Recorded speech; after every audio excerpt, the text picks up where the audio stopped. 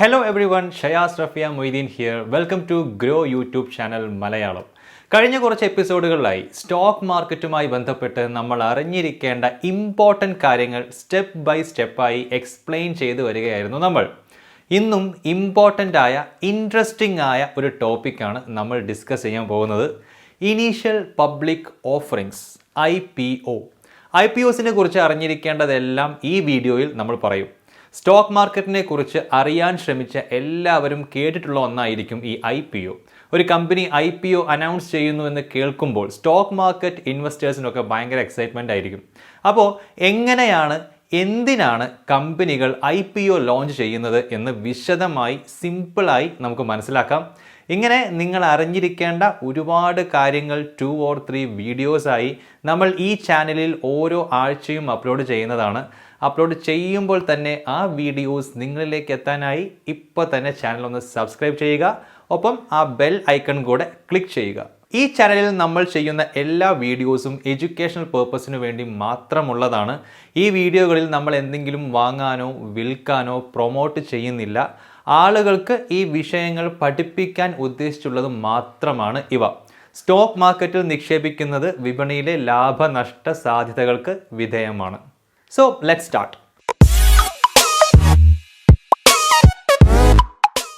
Stock മാർക്കറ്റിലെ primary and secondary മാർക്കറ്റുകളെ കുറിച്ചുള്ള നമ്മൾ മുൻപ് അപ്ലോഡ് ചെയ്ത വീഡിയോയിൽ IPOയെ കുറിച്ച് ബ്രീഫായി നമ്മൾ പറഞ്ഞിരുന്നു. കല്യാൺ ജ്വല്ലേഴ്സിൻ്റെയും ബാർബിക്യൂ നേഷൻ്റെയും എല്ലാം ഉദാഹരണമൊക്കെ വെച്ച് ചെറുതായി നമ്മളത് എക്സ്പ്ലെയിൻ ചെയ്തിട്ടുണ്ടായിരുന്നു. ഇന്ന് നമ്മൾ കുറച്ചുകൂടെ ഡീറ്റെയിൽഡായി എന്താണ് IPO എന്നും അതിൻ്റെ പ്രോസസ്സ് എങ്ങനെയൊക്കെയാണ് എന്നും കൂടെ പറയാൻ പോവുകയാണ്. സ്വകാര്യ ഉടമസ്ഥതയിലുണ്ടായിരുന്ന ഒരു കമ്പനി ആദ്യമായി അതിൻ്റെ ഷെയറുകൾ പൊതുജനങ്ങൾക്ക് ഇഷ്യൂ ചെയ്യുന്ന പ്രോസസ്സാണ് IPO, ഇനീഷ്യൽ പബ്ലിക് ഓഫറിംഗ്. അപ്പോൾ പ്രൈവറ്റ് ഓണർഷിപ്പിലുള്ള ഒരു കമ്പനി അതിൻ്റെ ഓണർഷിപ്പ് IPOയിലൂടെ ഷെയർ ചെയ്യാൻ തീരുമാനിക്കുന്നു. അങ്ങനെ IPOയിലൂടെ 2 കാര്യങ്ങൾ സംഭവിക്കുന്നു. ഒന്ന്, ഒരു കമ്പനിയുടെ ഷെയറുകൾ വാങ്ങാനുള്ള അവസരം പബ്ലിക്കിന് ആദ്യമായി തുറന്നു കിട്ടുന്നു. 2, IPO വഴി ഒരു കമ്പനിക്ക് സ്റ്റോക്ക് എക്സ്ചേഞ്ചിൻ്റെ ഭാഗമാകാൻ സാധിക്കുന്നു. സ്റ്റോക്ക് എക്സ്ചേഞ്ചിൽ ആ കമ്പനി ലിസ്റ്റ് ചെയ്യപ്പെടുന്നു എന്നാണ് പറയാം. ഒരു കമ്പനിയുടെ ഷെയറുകൾ IPOയിലൂടെ വാങ്ങിയ ട്രേഡേഴ്സിന് അതിനുശേഷം ആ കമ്പനി ലിസ്റ്റ് ചെയ്യപ്പെട്ടതിന് ശേഷം ആ ഷെയറുകൾ സെക്കൻഡറി മാർക്കറ്റിൽ ട്രേഡ് ചെയ്യാൻ കഴിയും. ഇന്ത്യയിൽ ഇതുവരെ നടന്നിട്ടുള്ള IPOകളിൽ ഏറ്റവും വലിയ IPO ഏതാണെന്ന് നിങ്ങൾക്കറിയോ? 2010 കോൾ ഇന്ത്യ നടത്തിയ IPO ആണത്. 15,200 crores ആയിരുന്നു ഇഷ്യൂ സൈസ്. അതായത് 15,200 കോടി രൂപയുടെ ഷെയറുകൾ IPOയിലൂടെ കോൾ ഇന്ത്യ ഓഫർ ചെയ്തു. ആ IPO ഒരു ഹിറ്റായി ഏകദേശം 2.36 lakh crores 2,36,000 കോടി രൂപയുടെ തമ്പിങ് കളക്ഷൻ നേടുകയും ചെയ്തു അത്. അപ്പോൾ എങ്ങനെയാണ് ഇതൊക്കെ നടക്കുന്നത്, അതിൻ്റെ ആ പ്രോസസ്സ് എന്താണെന്നൊക്കെ നമുക്ക് നോക്കാം. അതിനുവേണ്ടി ആദ്യം നമ്മൾ പരിചയപ്പെടേണ്ടത് ഇൻവെസ്റ്റ്മെൻറ്റ് ബാങ്ക്സിനെയാണ്. എന്താണ് ഇൻവെസ്റ്റ്മെൻറ്റ് ബാങ്ക്സ്? കമ്പനികൾക്ക് വേണ്ടി IPO പ്രോസസ്സ് ക്യാരി ഔട്ട് ചെയ്യുന്നത് ഇൻവെസ്റ്റ്മെൻറ്റ് ബാങ്ക്സ് ആണ്. IPO ലോഞ്ച് ചെയ്യാൻ ഉദ്ദേശിക്കുന്ന ഒരു കമ്പനി ഒരു ഇൻവെസ്റ്റ്മെൻറ്റ് ബാങ്കിനെ അതിനായി അപ്പോയിൻറ്റ് ചെയ്യും. IPOക്ക് വേണ്ടി ഒരു രജിസ്ട്രേഷൻ സ്റ്റേറ്റ്മെൻറ്റും DRHP അഥവാ ഡ്രാഫ്റ്റ് റെഡ് ഹെറിംഗ് പ്രോസ്പെക്ടസ് എന്നൊരു പ്രോസ്പെക്ടസും തയ്യാറാക്കാൻ കമ്പനികളെ ഈ ഇൻവെസ്റ്റ്മെൻറ്റ് ബാങ്ക് സഹായിക്കും. ഈ DRHP എന്ന പ്രോസ്പെക്ടസ് നമ്മൾ അറിഞ്ഞിരിക്കേണ്ട പ്രധാനപ്പെട്ട ഒന്നാണ്. ഒരു ലിസ്റ്റഡ് കമ്പനിയുടെ ബിസിനസ്സിനെ കുറിച്ചുള്ള എല്ലാ സുപ്രധാന വിവരങ്ങളും അടങ്ങിയിരിക്കുന്ന ഒരു ആനുവൽ റിപ്പോർട്ട് പോലെയുള്ള ഒരു സംഭവമാണ് DRHP അഥവാ draft red herring prospectus. Invest ചെയ്യാൻ പോകുന്ന നമ്മളെ പോലെയുള്ളവർ കമ്പനിയെ നന്നായി അറിയാനും മനസ്സിലാക്കാനും വേണ്ടി DRHP നന്നായി വായിച്ചു മനസ്സിലാക്കണം. ഈ പ്രോസ്പെക്ടസ് ഗവൺമെൻറ്റിൻ്റെ രജിസ്ട്രാർ ഓഫ് കമ്പനീസിന് മുൻപിൽ സബ്മിറ്റ് ചെയ്യും. അതിനുശേഷം സെബിയിൽ IPOക്കായി ആപ്ലിക്കേഷൻ നൽകാം. എന്നിട്ടോ സെബി ഈ ഡോക്യുമെൻ്റ് പരിശോധിച്ച് വെരിഫൈ ചെയ്യും. സെബി അപ്രൂവ് ചെയ്ത് കഴിഞ്ഞാൽ കമ്പനിക്ക് IPOയുടെ ഡേറ്റ് തീരുമാനിക്കാം. ഇതിനുശേഷം കമ്പനി തങ്ങളുടെ ഷെയറുകൾ ഫ്ലോട്ട് ചെയ്യുന്നതിനായി സ്റ്റോക്ക് എക്സ്ചേഞ്ചിൽ ആപ്ലിക്കേഷൻ നൽകുകയും രാജ്യം മുഴുവൻ തങ്ങളുടെ IPOയെക്കുറിച്ച് അഡ്വർടൈസ് ചെയ്ത് മാർക്കറ്റിൽ ഒരു ഓളം ഉണ്ടാക്കുകയും ചെയ്യും. പൊട്ടൻഷ്യൽ ഇൻവെസ്റ്റേഴ്സിനെ അട്രാക്റ്റ് ചെയ്യാൻ ഇതുകൊണ്ട് സാധിക്കും. പിന്നെ നമ്മൾ നേരത്തെ പറഞ്ഞ DRHP പ്രോസ്പെക്ടസിൻ്റെ ഒരു എക്സ്റ്റെൻഡഡ് വേർഷനായ RHP എന്ന പ്രോസ്പെക്ടസും പബ്ലിഷ് ചെയ്യും.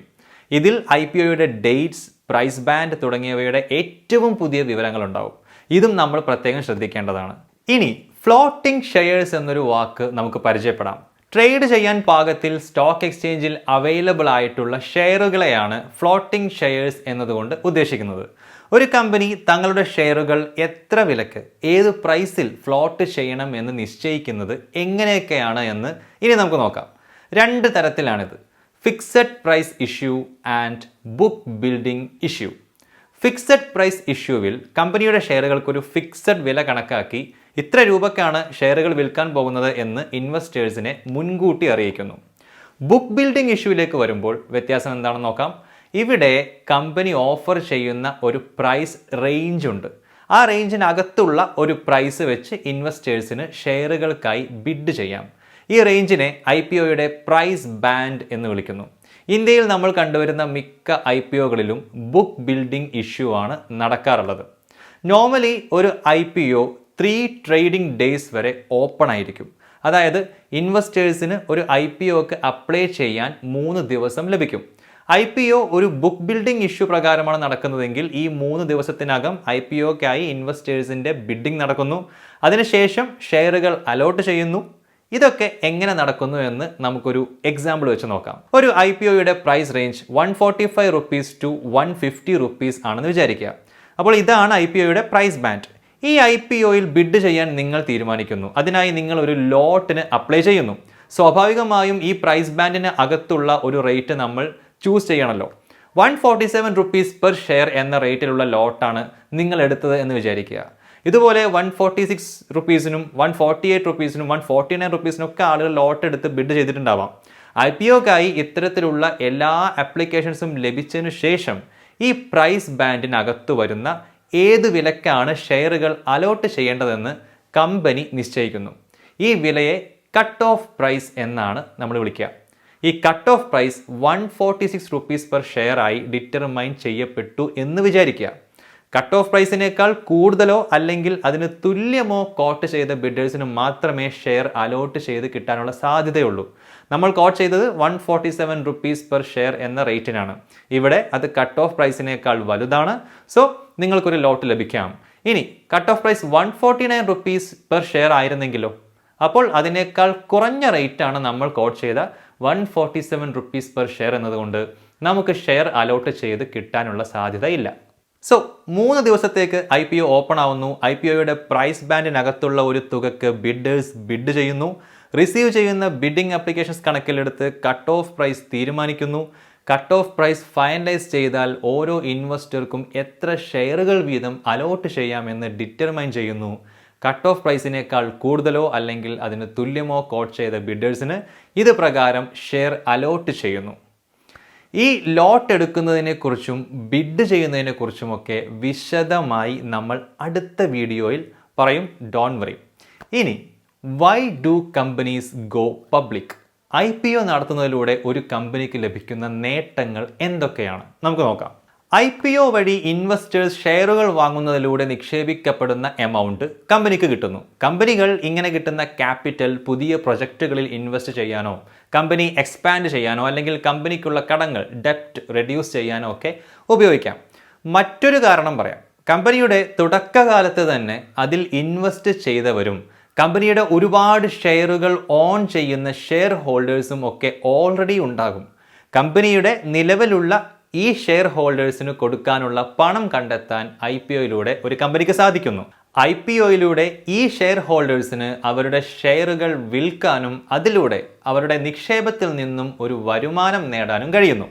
മിക്ക IPOകളിലും IPOയുടെ കൂടെ തന്നെ ഇങ്ങനെ ഓൾറെഡി എക്സിസ്റ്റ് ചെയ്യുന്ന ഷെയർ ഹോൾഡേഴ്സ് അവരുടെ ഷെയറുകൾ വിൽക്കാറുണ്ട്. ഇതിനെ നമ്മൾ ഓഫർ ഫോർ സെയിൽ OFS എന്ന് പറയും. OFSലൂടെ ലഭിക്കുന്ന പണം പോകുന്നത് കമ്പനിയിലേക്കല്ല, നിലവിലുള്ള ഈ ഓഹരി ഉടമകളിലേക്കാണ്. അങ്ങനെ ഈ ഷെയർ ഹോൾഡേഴ്സിന് അവരുടെ ഷെയറുകൾ വിറ്റ് അവർ കമ്പനിയിൽ നടത്തിയ ഇൻവെസ്റ്റ്മെൻറ്റിൽ നിന്നും ഒരു റിട്ടേൺ സമ്പാദിച്ച് ആ കമ്പനിയിൽ നിന്നും വേണമെങ്കിൽ എക്സിറ്റ് ചെയ്യാനുള്ളൊരു മാർഗം കൂടിയാണിത്. IPO കൊണ്ട് കമ്പനിക്കുണ്ടാകുന്ന മറ്റൊരു ഗുണം എന്ന് പറയുന്നത് IPOയിലൂടെ കമ്പനിക്ക് കൂടുതൽ പബ്ലിസിറ്റിയും വിസിബിലിറ്റിയും കിട്ടുന്നു എന്നതാണ്. സ്റ്റോക്ക് മാർക്കറ്റ് റെഗുലേറ്റ് ചെയ്യുന്ന സെബി അഥവാ securities and exchange board of ഇന്ത്യയുടെ സ്ട്രിക്റ്റ് റൂൾസ് പാലിച്ചുകൊണ്ടേ ഒരു കമ്പനിക്ക് IPO ലോഞ്ച് ചെയ്യാൻ സാധിക്കുകയുള്ളൂ. അതുകൊണ്ട് ഒരു കമ്പനി IPO ലോഞ്ച് ചെയ്യുന്നുണ്ടെങ്കിൽ സെബിയുടെ റിക്വയർമെൻറ്റ്സ് പാസ് ആയിട്ടുണ്ടാകും എന്ന് നമുക്ക് ഉറപ്പിക്കാം.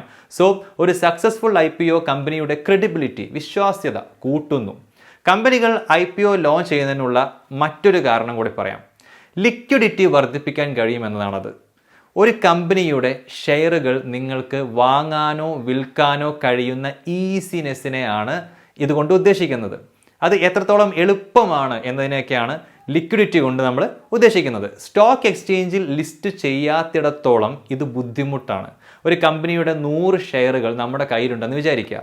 നമുക്ക് ആ ഓഹരികൾ വിൽക്കാൻ താല്പര്യമുണ്ടെങ്കിൽ പോലും നമ്മൾ ഉദ്ദേശിക്കുന്ന റേറ്റിൽ അത് വാങ്ങാൻ റെഡിയായ ആളുകളെ കണ്ടെത്താനുള്ള ബുദ്ധിമുട്ട്. അപ്പോൾ ഒരു ബയറിനെ അട്രാക്ട് ചെയ്യുന്നതിനായി നമ്മൾ ആ ഷെയറുകളുടെ വില കുറയ്ക്കേണ്ടി വന്നേക്കാം. പക്ഷേ IPOയിലൂടെ സ്റ്റോക്ക് എക്സ്ചേഞ്ചിൽ ലിസ്റ്റ് ചെയ്യപ്പെടുന്ന കമ്പനികൾക്ക് ഷെയറുകൾ ട്രേഡ് ചെയ്യാൻ റെഡിയായി നിൽക്കുന്ന ഒരുപാട് ആളുകളെ കണക്ട് ചെയ്യാനും ട്രാൻസാക്ഷൻസ് എളുപ്പമാക്കാനുമായി ഒരു പ്ലാറ്റ്ഫോം കിട്ടുന്നു. That's it. അപ്പോൾ IPOയുമായി ബന്ധപ്പെട്ട് നമ്മൾ അറിഞ്ഞിരിക്കേണ്ട ബേസിക് കാര്യങ്ങളെല്ലാം നമ്മൾ മനസ്സിലാക്കി. ഇനി നിങ്ങളൊരു IPOയിൽ ഒരു കൺഫ്യൂഷനും ഇല്ലാതെ പാർട്ടിസിപ്പേറ്റ് ചെയ്യാൻ വേണ്ടി നമ്മൾ അറിഞ്ഞിരിക്കേണ്ട പ്രധാനപ്പെട്ട ചില ടേമുകളും കുറച്ചുകൂടെ ഡീപ്പായ കാര്യങ്ങളും നമ്മൾ അടുത്ത വീഡിയോയിൽ സംസാരിക്കുന്നതാണ്. അത് കാണാൻ മറക്കരുത്. ഈ വീഡിയോ നിങ്ങൾക്ക് ഇഷ്ടമായെങ്കിൽ ഒന്ന് ലൈക്ക് ചെയ്യുക. And also please subscribe. അടുത്ത വീഡിയോയിൽ കാണാം. Till then bye.